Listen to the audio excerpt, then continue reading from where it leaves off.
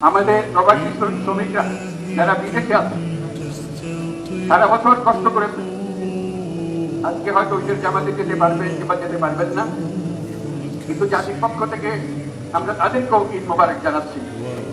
মোনাজাত হবে, মোনাজাতে আমরা অবশ্যই যেন স্মরণ করি, আল্লাহর কাছে প্রার্থনা করি আমাদের এই নতুন বাংলাদেশ গড়ার যারা সুযোগ দিয়েছে, যে বীর সন্তানরা আত্মহতি দিয়েছে, আল্লাহ যেন তাদের রুহের মাগফিরাত দেন, তাদের শান্তি রাখে।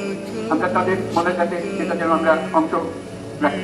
আজকের দিনে আমরা প্রার্থনা করি যে নৈকট্য আজকের দিনে আমরা শুরু করলাম, এই নৈকট্য এবং এই ঐক্য জাতির জন্য যেন স্থায়ী হয়, আমরা যেন একটা ঐক্যবদ্ধ জাতি হিসেবে সামনে এগিয়ে যেতে পারি। যারা আত্মত্যাগ করেছেন, যারা নতুন বাংলাদেশের স্বপ্ন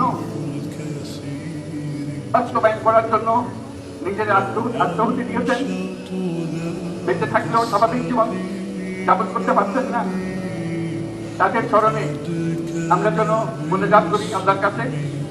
আমরা অবশ্যই সেই স্বপ্ন বাস্তবায়ন করবই, যত বাধা সত্ত্বেও, যত বাধাই আসুক, আমরা ঐক্যবদ্ধ জাতি হিসেবে এই নতুন বাংলাদেশ গঠন করবো ইনশাআল্লাহ।